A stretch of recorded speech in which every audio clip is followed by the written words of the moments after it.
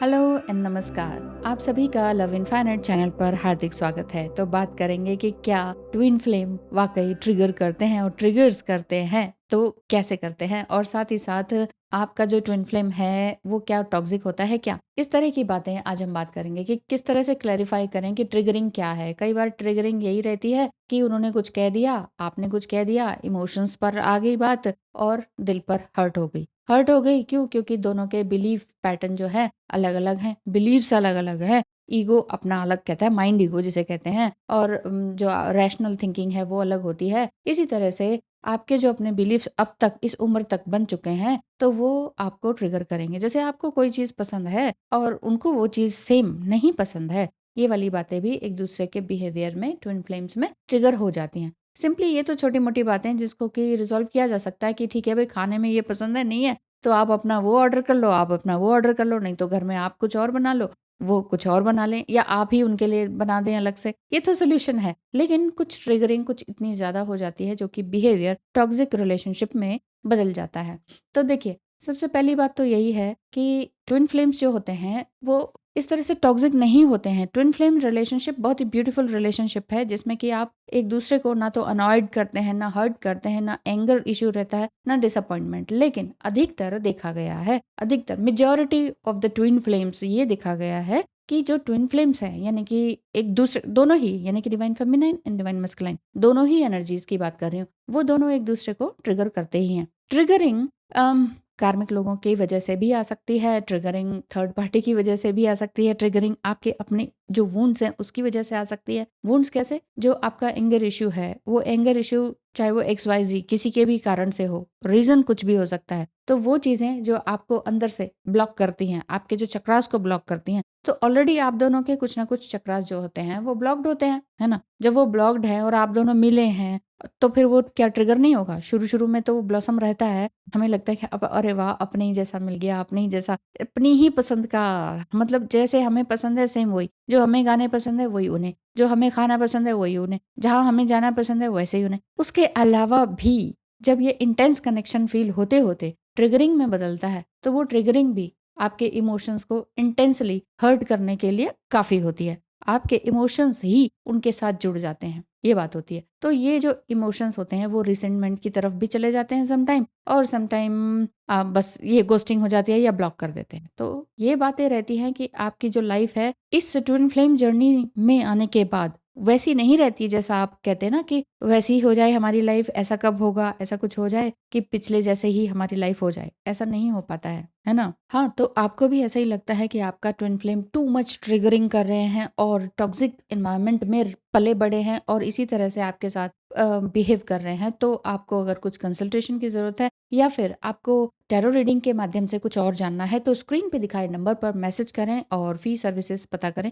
उसके बाद आप और मैं टाइम फिक्स करके बात करेंगे। हाँ, तो मैं यही कह रही हूँ कि जो आपके इमोशंस एक दूसरे से बहुत ज़्यादा डिपेंडेंट हो जाते हैं, तो ऐसे में वो क्या चीज़ें हैं जो आपको ट्रिगर करती हैं, वो यही है कि आप ये जानना चाहते हैं कि ये इसका सोल्यूशन क्या होगा और ये सोल्यूशन क्यों नहीं निकाल रहे हैं। आपका जो डिवाइन मस्कुलाइन है वो सोल्यूशन की तरफ क्यों नहीं बढ़ रहे हैं, ऐसा आपको फील होता है, और आप सोल्यूशन की तरफ बढ़ते हैं लेकिन वो आर्ग्यूमेंट में बदलने लग जाता है। ऐसा क्यों हो रहा है कि वो आपको डीपली लव करते हैं लेकिन लव के साथ पेन भी है ना। तो ये वाली बातें आती हैं कि दोनों के बीच में प्रेम है लेकिन लव भी है, तो दोनों चीजें एक साथ कैसे रह सकती हैं? वही बात है ना, एक ही म्यान में दो तलवारें नहीं रह सकती। इसीलिए ये मैग्नेटिक पोल रहता है कि जितना आप इनसे दूर जाना चाहें उतना ही ये फिर से पास आते हैं। लेकिन आप लकी इसलिए हैं क्योंकि आपका ट्विन फ्लेम आपसे बिल्कुल ही अलग है, अलहदा है। आपका ट्विन फ्लेम आपसे बिल्कुल ही रंग रूप जाति पाति सब चीज में अलग है, और साथ ही साथ आपका अपना पार्टनर यानी कि लाइफ पार्टनर नहीं है, हस्बैंड वाइफ की कैटेगरी में आप नहीं आते हैं। अच्छा है, लेकिन देखिए जो ट्विन फ्लेम हस्बैंड वाइफ की कैटेगरी में आते हैं वो फिजिकली दूर होना उनके लिए बहुत मुश्किल होता है, क्योंकि साथ में बच्चे भी जुड़े होते हैं, या नहीं भी हो तो भी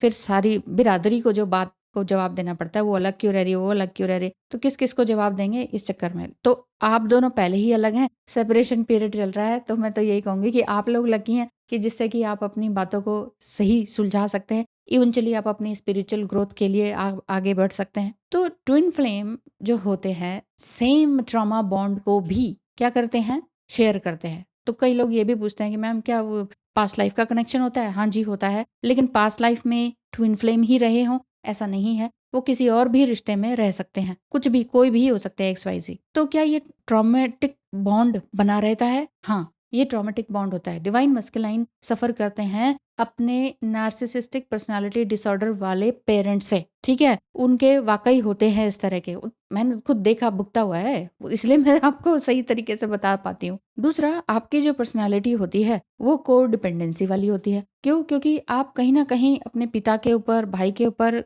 को डिपेंडेंट रहे अपनी फैमिली में, और ऐसा रहा है कि अगर आप बीच वाले हैं तो आप कभी बड़ों के कपड़े पहनते हैं तो कभी छोटों के पहनते, अपने लिए कभी मांगा ही नहीं। बिल्कुल साधु सन्यासी वाला आपका जो विचार रहा, उसी तरह से आपकी लाइफ रही, आपने अपने लिए कभी कुछ किया नहीं, तो को डिपेंडेंसी होगी, ये छोड़े तो मैं पहन लूं, वो छोड़े तो मैं पहन लूं, लेकिन आप बीच वाले हैं, तो इस वजह से को डिपेंडेंसी रहती है। या को डिपेंडेंसी आपके पेरेंट्स में रहती है, ऐसा नहीं है तो। बाकी अधिकतर जो डिवाइन मस्कुलाइन है उनके पेरेंट्स में इस तरह की अब्यूजिव, नेग्लेक्टफुल, नार्सिसिस्टिक बिहेवियर या पैटर्न देखने को मिलता है। वो बड़े होने तक मिलता है। आप ये कहेंगे ना कि नहीं ये तो ममाज बॉय है, ममाज बॉय एक्चुअली वो होते नहीं है। ममाज बॉय अलग बात होती है, वो हम कुछ अलग तरीके से कहते हैं, लेकिन ममाज बॉय नहीं होते। वो माँ को भी पसंद नहीं करते हैं, लेकिन को डिपेंडेंट होते हैं कि कहीं ना कहीं, कभी ना कभी माँ ने कभी कोई हेल्प कर दी हो ऐसी जगह पर जहाँ इनको जरूरत थी, तो वो उसके ऊपर बहुत एहसानमंद हो जाते हैं कि चलो शुक्र है, कोई तो कोई तो था, कोई तो है,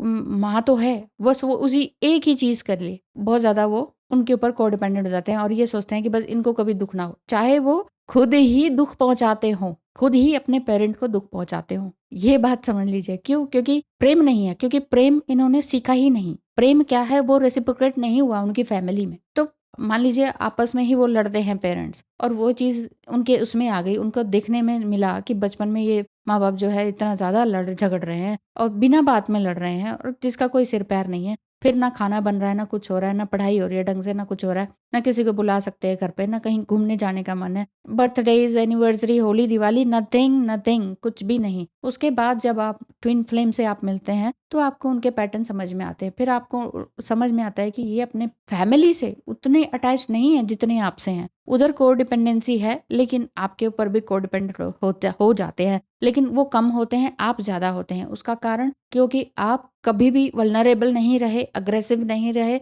बहुत ज्यादा अपनी बातों को खुल के नहीं बोल पाए। अपने चाइल्डहुड वॉन्ड्स जो आपके हैं वो उस तरह से हैं। आपको लगा कि मेरे पास कोई नहीं रहा, कोई भी नहीं रहा, चाहे वो आपका घर था, परिवार था, है ना, चाहे आपने खुद अपनी कमाई से घर बनाया या पैसे इकट्ठे करे, वो भी कोई ना कोई छीन ले जाता है। कोई आपका जो पेट्स हैं वो भी खत्म हो जाते हैं। मतलब ट्विन फ्लेम जर्नी में इतना सब कुछ मिलता है और खत्म होता है, वो आप अपनी आंखों से देखते हो, और वो अपनी आंखों से देखते देखते आप इतना रोते हो, इतना ज्यादा रोते हो कि आपके आंसू ही सूख जाते हैं। ट्विन फ्लेम जर्नी में आंसू ही सूख जाते हैं जब आपको ऐसा फील होता है, यानी कि आप सम टाइम इमोशनलेस फील करते हैं, लेकिन सम टाइम आपको लगता है कि कोई ना कोई तो है, यूनिवर्स तो है, भगवान तो है। लेकिन ट्विन फ्लेम जो आपका डिवाइन मस्कुलाइन है, जिसके पेरेंट्स इस तरह से रहे, जिन्होंने कि कभी बच्चे को कभी बच्चा कहा ही नहीं, हमेशा उस पर जिम्मेदारियां डाली कि तू ये नहीं करता, वो नहीं करता, टू मच। तो ये जो नार्सिसिस्टिक बिहेवियर है, उसी वजह से डिवाइन मस्कुलाइन में टॉक्सिसिटी आ जाती है, नार्सिसिस्टिक पैटर्न्स उनमें भी आ जाते हैं। वो ऐसा एनपीडी वाला बीमारी नहीं होती है, बट वो ट्रेट्स आ जाते हैं। वो बहुत बहुत ज्यादा तकलीफ देह होता है डिवाइन फेमिनाइन के लिए जब सेपरेशन पीरियड होता है, क्योंकि जब सेपरेशन होता है उसमें आपका जो ट्विन फ्लेम है वो बहुत सारी चीजें कह देता है जो कि आपको बिल्कुल भी पसंद नहीं होती है, बिल्कुल भी पसंद नहीं होती हैं, जो आप वाकई है नहीं वो सारी चीजें। तो ये रोलर कोस्टर राइड इसीलिए है क्योंकि इसमें आप दोनों मिलकर भी बहुत कुछ कमाते हैं, पाते हैं, हो सकता है एक साथ काम करते हो, है ना, दोनों ने एक साथ कुछ काम भी शुरू किया हो, तो भी वो सब कुछ ढहसा जाता है। ट्विन फ्लेम जर्नी में बार बार आप लाइफ में जीरो से स्टार्ट करते हो, जैसे कि हमारे साथ भी रहा। 21 ईयर्स की मैरिज, बाद में पता चला 17-18 साल बाद की ये ट्विन फ्लेम जर्नी है, उसमें हमने 3 टाइम्स जीरो से स्टार्ट किया है, रियली जीरो से स्टार्ट किया है। जब ये लगा कि अभी तो किसी तरह से खा लिया, नेक्स्ट मील का क्या होगा, अगले दिन का भी नहीं, नेक्स्ट मील का क्या होगा, तो इतनी ज्यादा कठिनाइयां आती हैं, लेकिन फिर भी दोनों साथ होते हैं, किसी तरह से आगे बढ़ते हैं। फिर से वो कोलैप्स होता है, क्यों? क्योंकि इमोशनल कोडिपेंडेंसी बनी रहती है। इसीलिए टॉक्सिसिटी आपके ट्विन फ्लेम या डिवाइन मस्कुलाइन में देखने को मिलती है। वो कई बार क्या होता है, पास्ट लाइफ के कर्मास इतने ज़्यादा उनके वुंड्स होते हैं, नेगेटिविटी भर के आई हुई होती है। साथ ही साथ इसी वजह से उनको इस तरह के नार्सिसिस्टिक पर्सनैलिटी डिसऑर्डर वाले पेरेंट्स मिलते हैं, जिस वजह से उनका बचपन, यंग टाइम सब कुछ वुंडेड हो जाता है, पूरी तरह से खत्म हो जाता है, तहस नहस ध्वस्त जिसे कहेंगे वैसा हो जाता है। क्योंकि अच्छी फैमिली है और सब कुछ अच्छा है, पैसा भी अच्छा है, अच्छी पोस्ट पर है पेरेंट्स, लेकिन फिर भी अगर खाने के लाले पढ़ा दिए उन्होंने, तो वो किस तरह के पेरेंट्स हैं? आप सोच के देखिए। बच्चा खुद ही अपनी फीस भरे और उसके लिए कमाई करे, फिर क्या किस तरह के पेरेंट्स हैं? और पेरेंट्स किस तरह के हैं जब बच्चा प्रथम आ रहा है, फर्स्ट आ रहा है, न्यूज़पेपर में नाम आ रहा है और वो घर में पड़े हुए हैं, हाँ तो क्या हो गया? ऐसे ऐसा रिएक्शन हो तो वो बच्चे का इमोशनल जो हार्ट चक्र है कितनी बुरी तरह से ब्लॉक्ड होगा। लेकिन ऐसे में फिर भी ये लोग आगे फिर से रिलेशनशिप की तलाश में होते हैं कि शायद कोई मेरे लिए अच्छा होगा।